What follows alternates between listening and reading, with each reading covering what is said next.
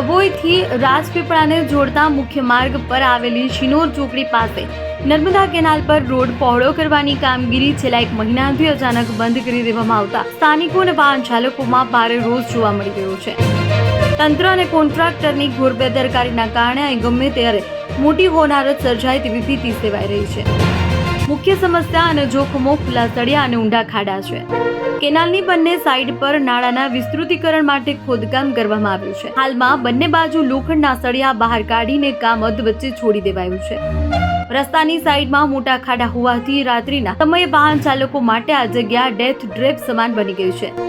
સાથે જ ટ્રાફિકની પણ ગંભીર સમસ્યા સર્જાય છે. આ માર્ગ પર માત્ર સ્થાનિક નહીં પરંતુ ડભોઈથી રાજપીપળા, પોઈચા, કરનાળી, શિનોર, ચાણોદ અને સાંધલી જેવા મહત્વના સ્થળોને જોડતો મુખ્ય રસ્તો છે.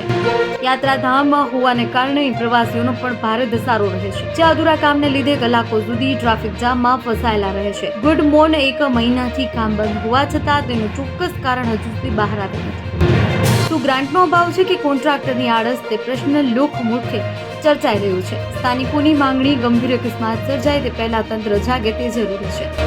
જો આ નાળાનું કામ વહેલી તકે પૂર્ણ કરવામાં આવે તો જ ડભોઈની ટ્રાફિક સમસ્યાનું કાયમી નિરાકરણ આવી શકે તેમ છે. લોકોની માંગ છે કે કોન્ટ્રાક્ટર દ્વારા વહેલી તકે કામ શરૂ કરી રોડ ખુલ્લો કરવામાં આવે, જેથી મુસાફરોને હાલાકી ભોગવવી ન પડે. તો આવા જ વધુ સમાચારોથી અપડેટ રહેવા માટે જોડાયેલા રહો TV17 ગુજરાતી સાથે.